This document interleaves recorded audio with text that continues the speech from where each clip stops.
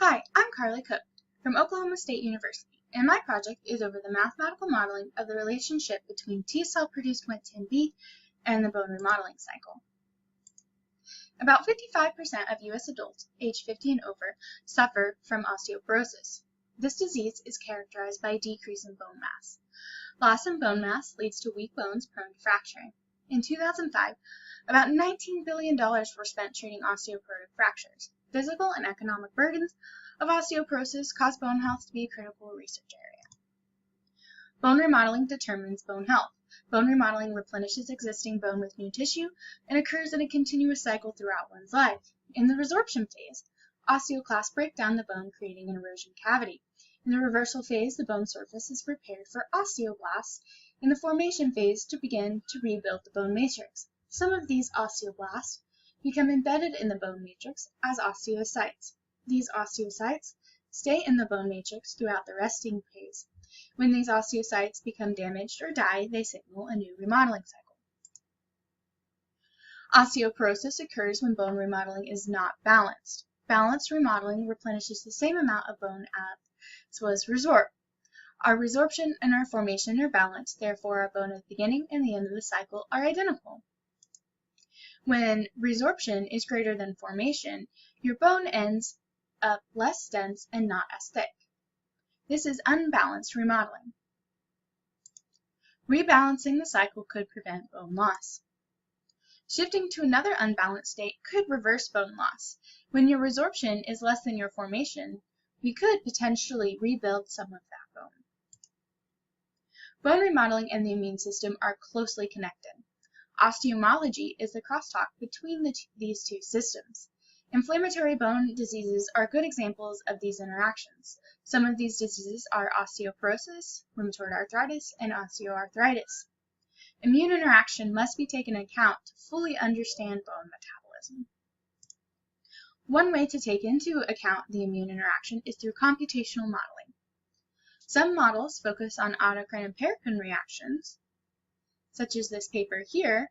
Autocrine reactions are when the osteoblasts inform the osteoblast on what to do, where the paracrine reactions are when osteoblasts inform osteoclasts what to do. Other papers, such as the one shown here, focus on the overall interaction of the body. This paper focuses on how calcium interacts with the body to affect the bone remodeling cycle. It's important to note that this paper is a good representative of our overarching goal in our lab. So taking the example of the previous paper, we want to look at how probiotic activation of the immune system leads to increased bone volume. Probiotic LGG leads to butyrate production in the gut. This butyrate stimulates T-cell production of Wnt/B. Wnt/B has been shown to increase bone volume. In this project, we're talking about how the Wnt/B induces bone volume change. However, this entire mechanism is in our lab scope. If you would like to know more about the upper part of the mechanism, please see the related talks in the link. Our developed model utilized an existing model. This existing model tracked cells involved in the BMU as well as bone volume. They published parameters that were human-based, and they represented power law relationships for the interactions between cells. They also set the cycle length to be 100 days. We altered this model to extend past one remodeling cycle and react to a change in Wnt/B levels. We implemented a direct relationship to Wnt/B. Through literature, Wnt/B has been shown to alter osteoblastogenesis, osteoblast apoptosis, and osteoblast bone formation. The original model has some unique relationships, such as the sclerostin regulation by osteocytes, shown here. Here, Ks is the steady-state population of osteocytes. To induce a remodeling cycle, we reduce the osteocyte population below Ks to trigger the remodeling cycle. When S reaches Ks, it turns off the remodeling cycle because this term cannot go below 0 as shown by the positive there. These parameters, such as G22, F34, and G31, are published autocrine and paracrine signaling effectiveness.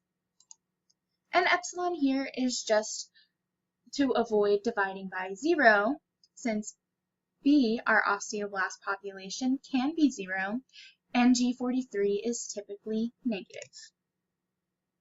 We added 4 major changes to the model. We added a linear relationship with osteoblastogenesis.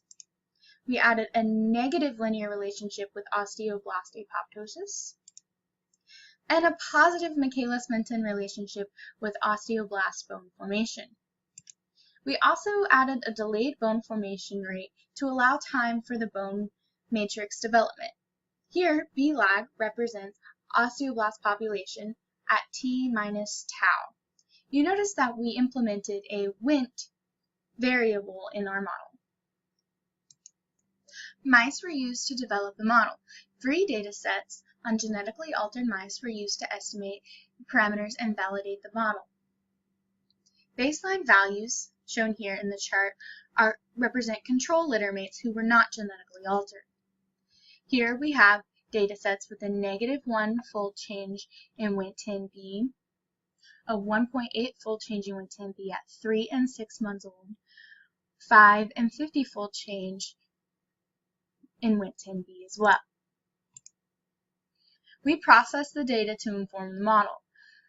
Our fold change is a normalized fold change calculated in such a way that when levels of Wnt10B are normal, our Wnt variable is equal to 0.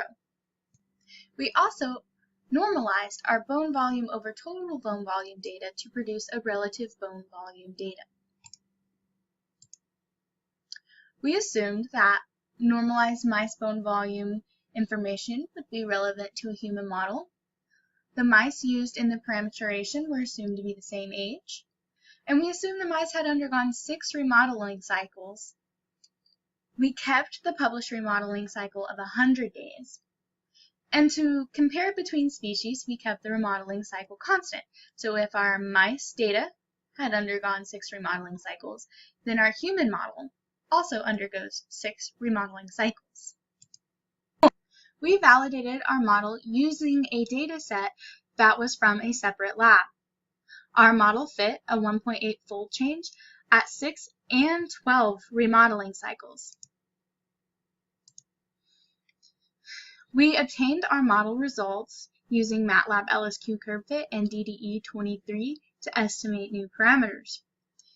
Our parameter estimation produced a good fit. Here, our circles are our literature data, and our curve are our simulation results. We were able to estimate relative bone volume with chronic changes in Wnt10B. Here we have a -1 fold change in Wnt10B, where you can see we have a decrease in total bone volume. At a 5-fold change in Wnt10B, we have a slight increase in bone volume. And then at a 50-fold change in Wnt10B, we have a very great increase in bone volume. Our model also produces corresponding cell population information. Interestingly, osteoblast cells do not seem to change over the 3 different fold changes, even though we altered osteoblastogenesis and osteoblast apoptosis. Interestingly, our pre-osteoblast cells and our osteoclast cells tend to decrease with an increasing fold change. The osteoclast population decrease is consistent with experimental data. Then it found that there was a small change in osteoclasts with a 5-fold change in Wnt10B, as shown here with this bar graph. This is our control, and this is the 5-fold change in Wnt10B. This change was considered not enough for significance. You see it's a very, very tiny change. But our model also predicts this. If you go to our 0-fold to our 5-fold, it's also a very, very small change, the difference of less than 2 cells. However, at a larger fold, such as 50, our model predicts that this decrease in osteoclasts will be significant. Our model provides new insights on bone remodeling. The model developed can predict how chronic changes in Wnt10B will affect relative bone volume. Osteoclast and pre-osteoblast populations might change as a result of Wnt10B alteration, and this model also provides a way to link a T-cell product to bone metabolism. We expect to expand this project through future work. We would like to connect this model to a multi-compartment model that predicts how butyrate increases Wnt10B. As I talked about earlier, this whole mechanism is part of our lab scope, and if you'd like to hear the related talk, please see the link provided in the poster.